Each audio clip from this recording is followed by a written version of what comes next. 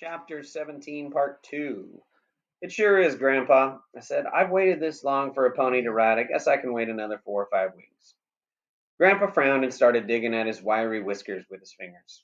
I hope you haven't made a mistake, he said. Sometimes a fellow can do things in too much of a hurry. Later on, he may regret what he's done. I won't ever regret buying this little mare, Grandpa, I said. I won't ever regret that. I hope not, Grandpa said. Do you think I should have taken the roan? I asked. No, Grandpa said. I didn't mean that at all. I just want you to be sure of what you're doing. I wouldn't want you to be hurt later on. Just then, Grandma came out on the porch of the house. Jay Barry, she hollered. Is that the pony you're going to buy? It sure is, Grandma, I hollered back. What do you think of her? She's a beauty, Grandma said. But I thought I saw her limping. She has a cut on her leg, I said. Grandpa says it'll be all right in a few weeks. You let your little sister doctor that crippled leg, Grandma said. She'll have her well in no time. Before I could say anything, Grandpa said, By golly, your grandma's right. Daisy probably knows more about crippled legs than anyone in these hills. She's been walking around on one all of her life. If I know Daisy, I said, I won't have to ask her to doctor my pony's leg. She'll put on that Red Cross uniform and take over. She always does. Maybe I should have another look at that leg, Grandpa said. He came over, knelt down, and fingered the cut with his gentle old hands. Clicking his tongue and shaking his head, he said, That is a nasty cut, but the tendon hasn't been hurt at all. I hate to see anything crippled like that. It's pitiful. On hearing a rumbling noise, I looked down the road and saw a wagon coming. There were 5 Cherokee Indians in it. Grandpa, I said, looks like you have some people coming to the store. Grandpa stood up, looked down the road, and said, That's John Coming Deer and his family. Then Grandpa turned to me and said, Maybe you should go home and think more about buying this pony. Talk it over with your mother and father and your sister. You might want to change your mind. I could hardly believe what Grandpa was saying. Change my mind? I said, Oh no, Grandpa. I would never do that.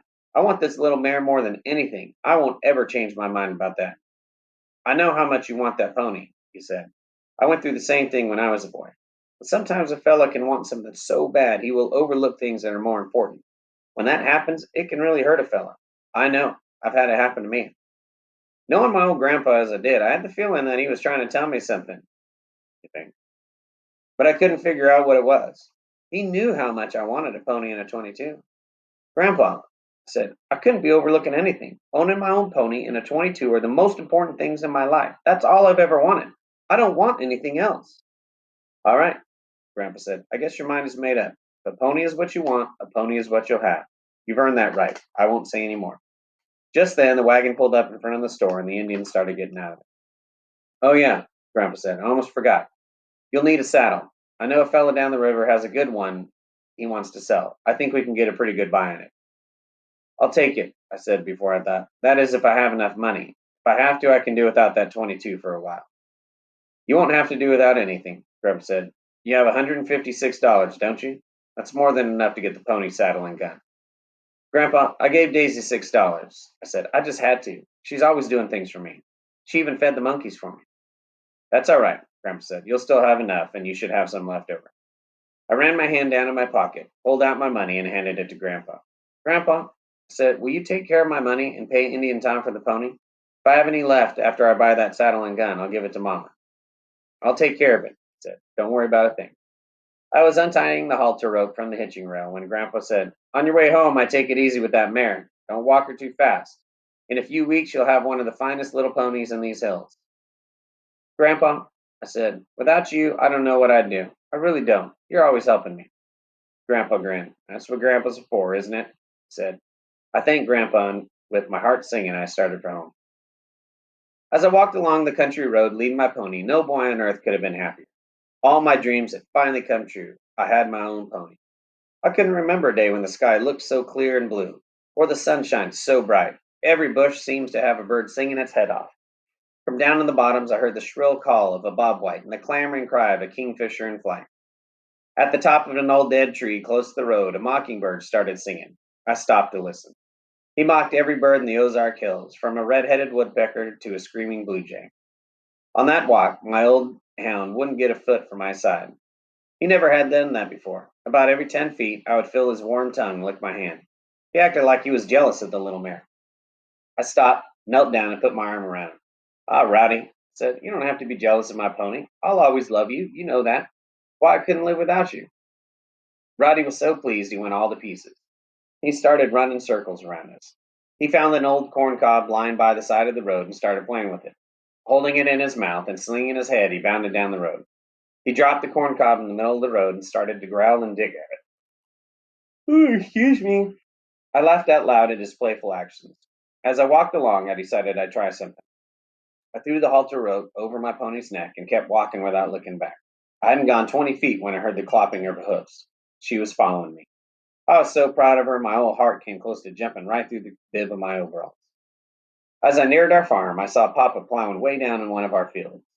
He stopped his team, jerked his battered old hat from his head, and waved it at me. I waved back, feeling as proud as I ever had in my life. About 50 yards from our house, I stopped. With my fingers, I combed my pony's mane and straightened out the long hair in her beautiful tail. I rubbed the dust from her coat with my handkerchief. I wanted her to look pretty before Mama and Daisy saw her.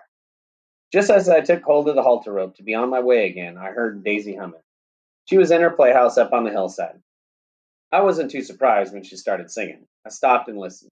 She was singing my favorite song, a song I had heard my mother sing many, many times, The Old Master Painter from the Faraway Hills. As I stood there listening to her clear voice ring out over the valley, I happened to glance down to the raw red wound in my pony's leg. Like a bolt of lightning, it hit me. I knew then what my old grandpa had been trying to tell me. I was so shook up, I dropped the halter rope. Closing my eyes and shaking my head, I said, "Oh, Grandpa, how could I have been so dumb? Dear God, how could I have been so stupid?" In a daze, I stumbled to the side of the road. I sat down on a rock and buried my face in my arms. I remembered everything my old grandpa had said from the time I got to the store until I left. Don't be in too big a hurry about buying this pony. Talk it over with your mother and father. Be sure of what you are doing. I don't want you to do something you'll be sorry for later on. Roddy must have sensed that something was wrong. He came to me and tried to push his head up under my arm so he could lick my face. I put my arms around him. In a voice choked with emotion, I said, "Roddy, I can't buy this pony. I just can't. If I did buy her, I could never ride her. Every time I got on her back, I'd think of my little sister and that old crippled leg of hers. That's what Grandpa was trying to tell me. He wanted me to give the money to her so she could go to the hospital and get it straightened out. How could I have been so dumb? I guess I just couldn't think of anything but the pony." I got up, took the halter rope in my hand, and started back to the store. I saw Papa stop his plowing. He didn't wave his hat at me that time. He just stood with his hands on the plow handles, watching me as I walked back up the road. That was a long, long walk for me, the longest walk I'd ever taken in my life. I didn't see any blue sky or hear any birds singing. My mind was numb. I couldn't, I couldn't think. I felt like I was lost in deep, dark timber and didn't know which way to go or what to do. As I came inside of the store, I saw my old grandpa sitting in his rocker on the porch. As usual, he was just sitting there looking off across the country with a fly swatter in his hand and rocking away. With my head bowed and not even looking at him, I walked by within 10 feet of him. He never said a word. I didn't either. When I heard the squeaking of his old rocker stop, I knew he was watching me. I opened the gate, led my little mare into the barn lot, and took the halter from her head. With tears in my eyes, I patted her on the neck and said, "Goodbye, little girl. I guess we can't have everything we'd like to have. We have to give up a few things now and then. I'll never forget you, and I'll always love you." I was hanging the halter on the gate post when something way down inside me busted wide open. Placing my hands on the post, I buried my face in my arms and cried. If teardrops could have made a fence post sprout roots and grow, that post would have grown 20 feet tall. After I had had a good cry, I felt a little better, but not very much. With my handkerchief, I dried my face the best I could, walked over and sat down on the porch by my grandpa. He was just sitting there with a pleased look on his friendly old face, rocking away. Neither of us said a word. I thought that the slow squeaking of Grandpa's old rocker was going to make me bawl again. It would have, too, if Grandpa hadn't started talking. He coughed and squirmed around in his chair. In a low, soft voice, he said, "What's the matter? You changed your mind? You going to take the roan this time?" "I'm not going to take either one of the ponies, Grandpa," I said. "I can't." "Neither one of them?" Grandpa said. "I don't understand. What happened?" "I can't buy a pony, Grandpa," I said. "If I do, I'd always feel guilty. Every time I climbed on top of it, on its back to go riding, I'd think of my little sister and that old crippled leg of hers. I'm going to give my money to her so she can go to the hospital and get it fixed up." "I think you were trying to tell me that all the time. That's why you brought the crippled mare home with you, so I could see it and maybe it would wake me up. But I was so blind I couldn't see anything but the pony."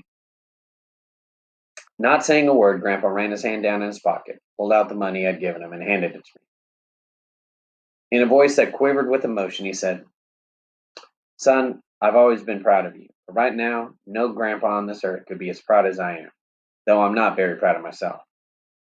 "Why, Grandpa?" I said. "You haven't done anything." "Oh, I don't know," he said. "I think there's a passage in the Bible that could explain it better than I could, where it says, 'O ye of little faith.'" On hearing a door slam, I turned and saw Grandma coming over from the house. She was carrying a small cloth sack in her hand. She walked up to us. Holding the sack out to me, she said, "Here, Jay Barry, take this to your mother." "What is it, Grandma?" I asked as I took the sack. "It's the money your grandpa and I have been saving for Daisy's doctor bill," she said. "That's what you're going to do with your money, isn't it?" "Sure, Grandma," I said, very surprised. "How did you know?" Grandma smiled and said, "Oh, I knew. Us old grandmas know a lot more than you boys give us credit for." "Oh, Grandma," I said, "I should have known. You always could read my mind." "Say," Grandpa said, all excited, "I just thought of something. Your grandma's been wanting to go to town. Tomorrow's a good day for it. Now, if you and your father can come up and take care of the store for me, your mother and Daisy could ride in with us. The train that runs from Tahlequah to Oklahoma City doesn't leave until the middle of the afternoon. We get there in plenty of time to catch it." "I'll tell Mama as quick as I get home," I said.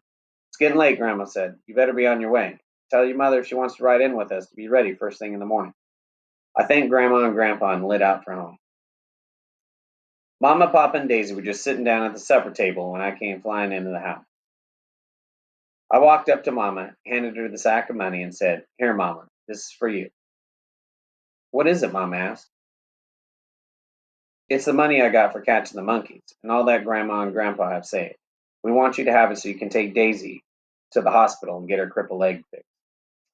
And your chapter 17, part 2 question is going to be, what is the name of the hospital that they're going to take her to? And we're going to say it is Mercy Hospital. Mercy. I hear some great people were born in Mercy Hospital.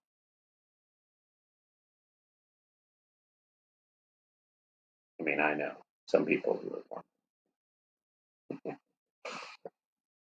I saw Mama's face slowly turn grayish white. Her mouth opened, but no words came out. She looked at the sack and then across the table at Daisy. She looked again at the sack and then at Papa. It was so still in our kitchen you could have heard a dream walking. The only sound I heard was the slow hissing of the tea kettle on the cook stove. Mama closed her eyes. I saw the tears when they squeezed out of her eyes and ran slowly down her cheeks. In a low whisper, Mama said, "Oh, thank you, dear Lord. Oh, thank you. I'll be forever grateful."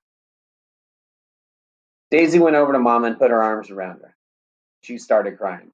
Something that felt like a big old wasp nest got all wadded up in my throat, and darn if I didn't bawl a little too. Papa got up from the table and walked in the front room. When he came back, he had what little money he and Mama had saved. Daisy hurried to her room and got her money. I never saw so much money. There was money all over the place. "Papa," I said, "Grandpa and Grandma are going into town tomorrow. He said if you and I would take care of the store, Mama and Daisy could ride in with them and catch the train." Papa looked at Mom and said, "As long as we have waited for this day, I can't see any reason to put it off. What do you think?" "What do I think?" Mama said, all excited. "Why, I'd go this very minute if I could." "Then start packing," Papa said. "Don't worry about Jay burying me. We'll make out all right." Mom and Daisy were off in another room packing their clothes when Papa said in a low voice, "Son, I wanted to say this before, but I didn't want your mother and Daisy to hear. I didn't want them to know that you had almost gotten home with your pony. You grew 10 feet tall today. I'm proud of you. I'd like to shake your hand." I shook hands with Papa for the first time in my life. It felt like all his strength came right up my arm and spread through my body. End of chapter 17.